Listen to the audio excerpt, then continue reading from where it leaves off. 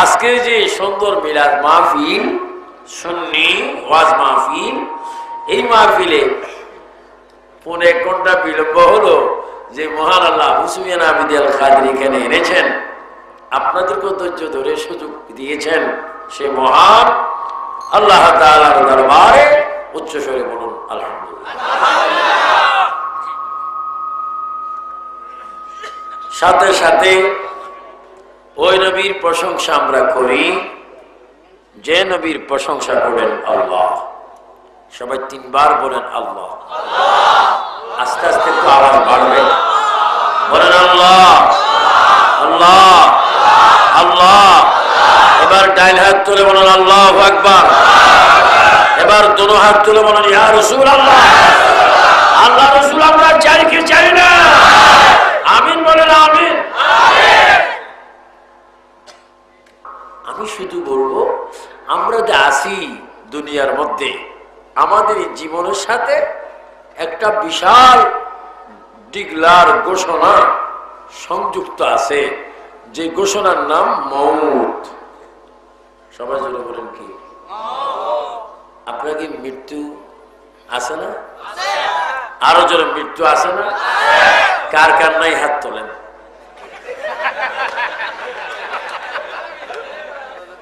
বলেন, আবারও জবাব দেন, মৃত্যু আছে কিনা? খবর যাবো কিনা? কবরস্থানে যুবক যুবক ছেলে আছে না? যুবতী মেয়েরা আছে না? মুরব্বী বাবারা, MP, OC, DC, SP, president কবর আছে না? বড় বড় আলেমরা আছে না? মেয়র, কমিশনার আছে না? কবর এমন একটা জায়গা যেখানে সবাই যেতে হয় কি হয় না?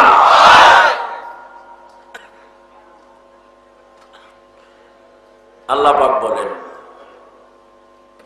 তোমাদের হায়াতের মালিক আমি, তোমাদের আবার হায়াত সমাপ্তি করে মৃত্যু দিয়ে কবর আনার মালিকও আমি। কিন্তু বন্দারে, কেন তুমি বুঝো না?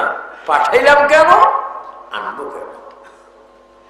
কেন কথার কিছু কথা বলে আমি আমার ভাইদেরকে দোয়া করে, এই মুসাফির মানুষ, আমি আপনাদের কাছ থেকে বিদায় নেব, কিন্তু আসলাম কেন, যাব কেন, পাঠাইলেন কি জন্য, নিয়ে যাচ্ছেন কেন? যিনি পাঠাইলেন তিনি আল্লাহ, যিনি নিয়ে যাচ্ছেন তিনি আল্লাহ। তিনি পাঠাইবার পিছে কি গুরুত্ব ছিল, এই বিষয় আমরা কিছু শুনতে চাই কি চাই না?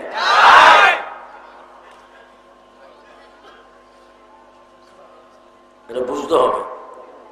এমনও মানুষ, এমনও মা বোনেরা বাসায় আছেন, এমনও যুবক ছেলেরা এখানে আসো, মুরব্বীরা আছেন, এমনও শিল্পপতি এখানে আছে, যে আগামী দিন পূর্ব আকাশে সূর্য উঠার আগে তার মৃত্যু হতে পারে কি পারে না? আমি দোয়া করি আপনারা বেঁচে থাকেন, আমারও মৃত্যু হতে পারে কি পারে না? আর সূর্য উঠবে কেন, এখান থেকে উঠার আগেও আমার মৃত্যু হতে পারে।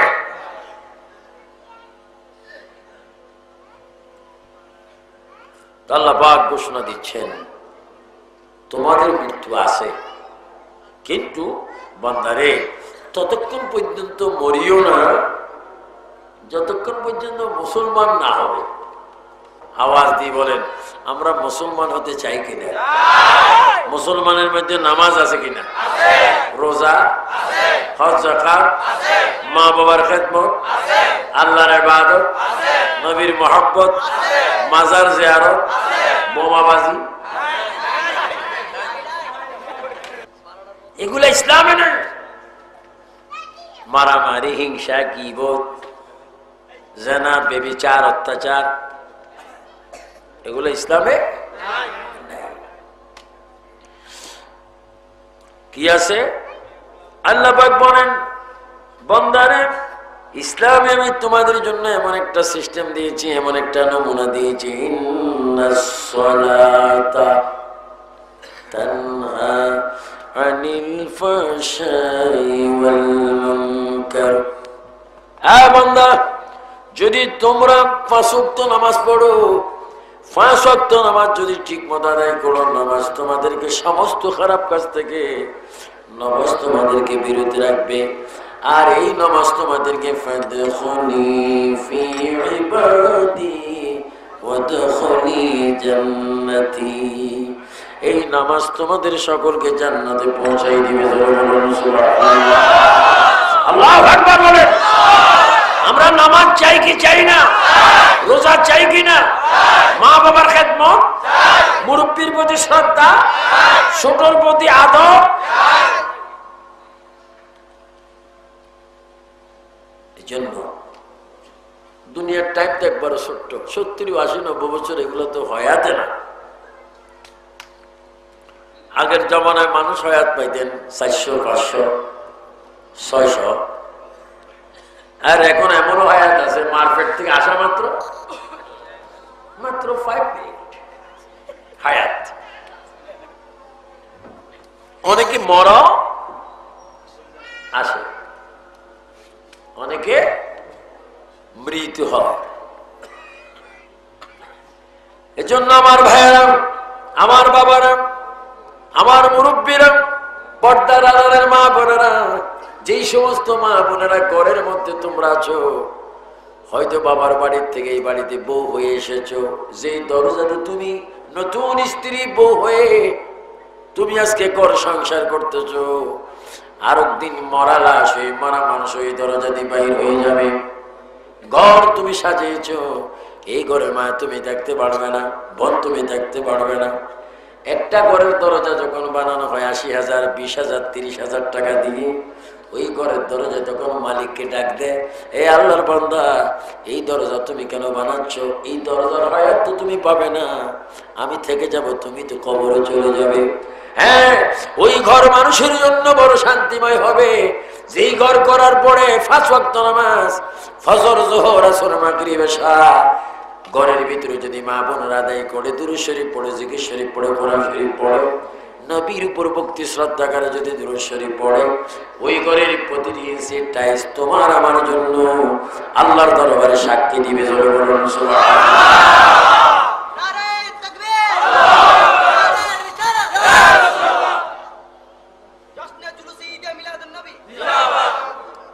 এজন্য যত কোটি কোটি টাকা ব্যয় করে মানুষ কি বানতেছে? টাওয়ার। হ্যাঁ, একটা শার্ট, একটা পাঞ্জাবি, একটা জুব্বার বয়সও আমাদের নেই, একটা টুপির বয়স আমাদের নেই, একটা আংটির বয়স আমাদের নেই, এটা মোবাইল সেট অনেকে মাত্র নিয়েছেন, মোবাইল আছে, যে নিয়েছেন সে নেই, ঠিক কিনা? একজোড়া বাটার জোতার বয়সও আমাদের নেই। এই ঈদে কিনলেন, আগামী ঈদের সময় জোতা পুরান হয়েছে, কিন্তু এই মানুষটা দুনিয়ার। এগুলো একটু খেয়াল করবেন, ব্রেনে আনবেন। আহা আফসোস, কচু পাতার উপর দেখি পানি দিলে পানি টলমল করে। আমাদের জীবনটা আরো মারাত্মক। কখন, কোন দিন, কোথায়, কিভাবে মরি, এটা নিজ বলতে পারি না। আমরা টাকা হলে, পয়সা হলে, ঘর হলে, বাড়ি হলে অনেক ইবাদত ভুলে যাই, অনেক ইবাদত ভুলে যাই। কিন্তু সাহাবায়ে কেরাম যত টাকা পয়সা হয়েছে, তারা ইবাদত ভুলে নেই। নবীজি 4 জন খলিফা, কয়জন? আবু বকর, ওমর, ওসমান ও আলী। 4 জনের মধ্যে 2 জন নবীর শ্বশুর। আপনাদের কোনো অসুবিধা না? আল্লাহর নবী 4 জন খলিফা, সাইয়েদনা আবু বকর, ওমর, ওসমান ও আলী। এই 4 জন খলিফার মধ্যে 2 জন নবীর শ্বশুর এবং 2 জন নবীর জামাই। 2 জন শ্বশুর এখনো নবীর পাশে ঘুমাচ্ছেন, 2 জন জামাই 2 জায়গার মধ্যে ঘুমাচ্ছেন। আবু বকর নবীর শ্বশুর নবীর পাশে ঘুমাচ্ছেন, হযরত ওমর ফারুক রাদিয়াল্লাহু তাআলা নবীর শ্বশুর নবীর পাশে ঘুমাচ্ছেন। উসমান গনি নবীর জামাই, তিনি জান্নাতুল বাকিতে ঘুমাচ্ছেন। শেরানি মারতুজা রাদিয়াল্লাহু তাআলা আনহু, খাতুনে জান্নাত ফাতেমার স্বামী, ইরাকে কুফা শহরে তিনি ঘুমাচ্ছেন। নবীও নামাজি ছিলেন, শ্বশুররাও নামাজি ছিল, নবীর জামাইরাও নামাজি ছিল, ছেলেরাও নামাজি ছিলেন, মেয়েরা নামাজি ছিলেন। নবী নিজে নামাজ এনেছেন, নামাজ পড়েছেন, নামাজ পড়ার জন্য বলেছেন। আমাদের দেশে অনেক নেতা লিডার আছে যিনি নিজে যা বলে তাহা করে না, কিন্তু আমার নবী এমন একজন নবী, নিজে নামাজ এনেছেন, নামাজ পড়েছেন, নামাজ পড়ার কথা বলেছেন, নামাজ পড়লে কি লাভ হবে তাও ঘোষণা দিয়েছেন। জোরে বলুন সুবহানাল্লাহ। আল্লাহু আকবার বলেন।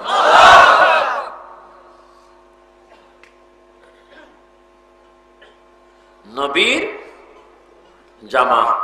জামাতা হযরতে উসমান গনি রাদিয়াল্লাহু তাআলা।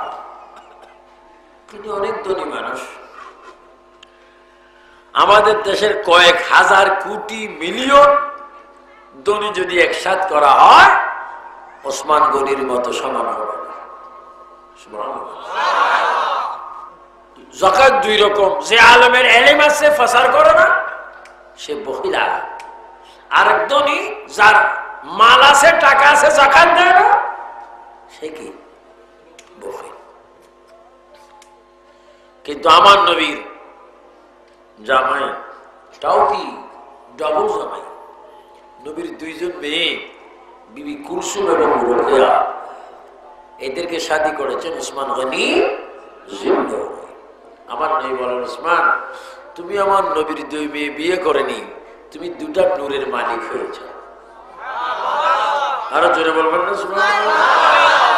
তো অনেক ক্ষেত্রে নবীর অনেক বেঈমানেরা বলে মাটির, তো যদি নবী মাটির হয় মেয়েরা বুঝি নূর, তাহলে বুঝা গেল নবীর মেয়েরা যখন নূর হয়েছে, নবী শুধু নূর নয়, নূর আলা মুহাম্মদ মুস্তাফা নূরুন আলা নূর, তামান্নায়ে খুদা নূরুন আলা নূর, সালাতুনিয়া জোরে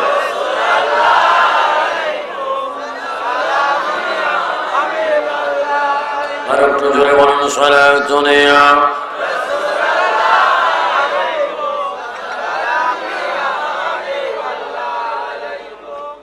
আমার নবী নূর নয়, নূর আলা নূর। মদিনা শরীফ বৃষ্টি হচ্ছে, কি হচ্ছে? আমাদের দেশে বৃষ্টি হয় না মাঝে মাঝে? তো মদিনা শরীফ যখন বৃষ্টি শুরু হলো, বৃষ্টির সাথে তুফানও আছে, তুফানের সাথে আবার বৃষ্টির ভিতরে কি আছে ও যেগুলা পরে শিল, খুব তুফান হচ্ছে। এইদিকে হযরত বেলাল মসজিদে নববীতে এশার আযান দিয়েছে। কিসের আযান? কিন্তু সাহাবায়ে কেরামের ইচ্ছা হচ্ছে মসজিদে আসার জন্য, কিন্তু পরিবেশ এমন খারাপ মসজিদে আসার কোন সুযোগ নেই। খেয়াল করবেন, হযরত কাদাদা নামে একজন সাহাবী ছিলেন, কাদাদা রাদিয়াল্লাহু তাআলা। তিনি বলেন, এই তুফানের ভিতর দিয়েও কেউ যদি মসজিদে না যায়, আমার আকীদা নিশ্চয় আমার নবী গিয়েছে। তো আমি একদিকে কষ্ট করে নামাজে পড়বো নবীর পিছনে, আর একদিকে নবীর চেহারা মোবারক দেখে আসবো। আর একটু জোরে বলো না সুবহানাল্লাহ। কিসের মাধ্যমে?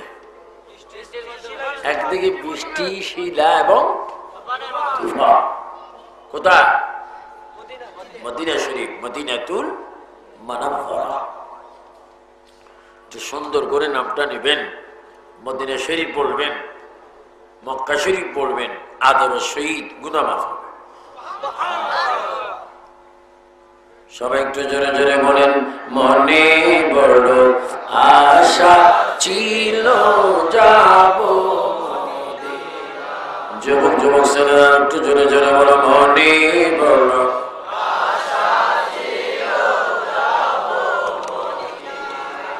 মক্কাওয়ালা মদিনাওয়ালা, জোরে মক্কাওয়ালা মদিনাওয়ালা, আমায় তুমি দেখা, জোরে মক্কাওয়ালা আমায় মনে বড় আশা ছিল।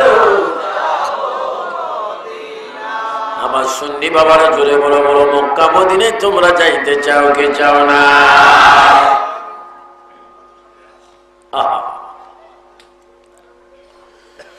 আল্লাহর নবীর সাহাবী হযরত কাদাদা রাদিয়াল্লাহু তাআলা তিনি মসজিদে গেলেন, গিয়ে দেখতে পাচ্ছেন আমার নবী দাঁড়িয়ে আছেন। সুবহানাল্লাহ।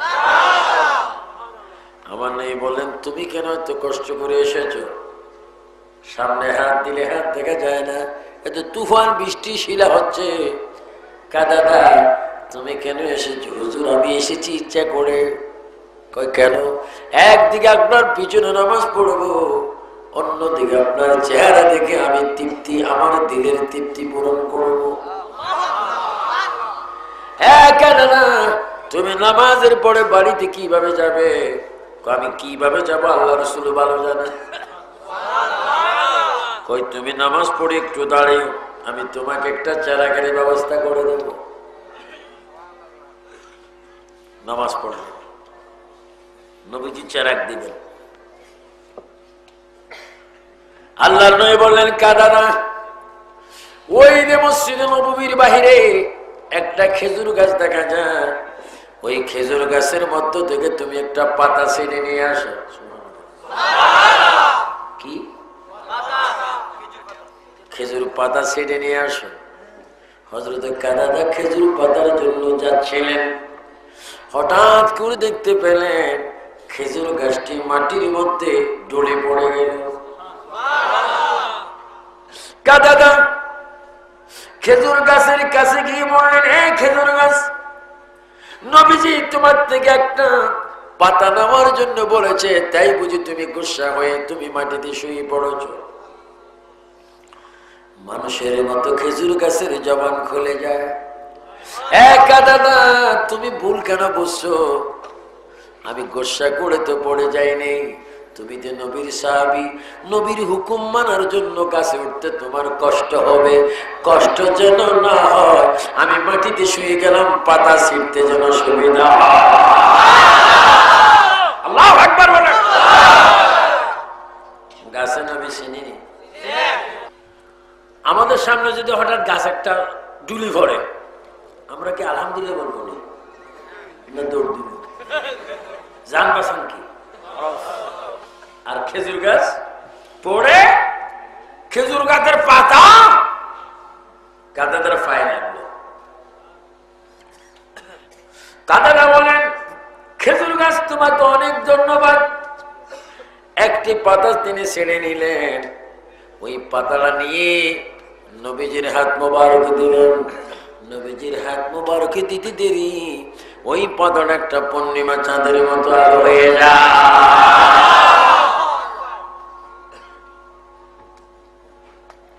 কাদাদা ডাক দিয়ে বলে, আর শুনেন না, এই যে আপনি হাত দিলেন, হাত দেওয়া মাত্র এটা নূর হয়ে গেল, আলো হয়ে গেল।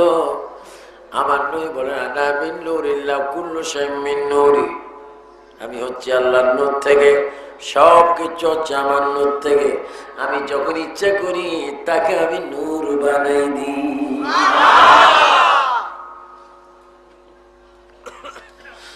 কাদাদা বলে, আর শুনেন না, এমন একটা লাইট আপনি আমার হাতে দিয়েছেন, ওই তো আমার বাড়ি এখান থেকে দেখা যাচ্ছে।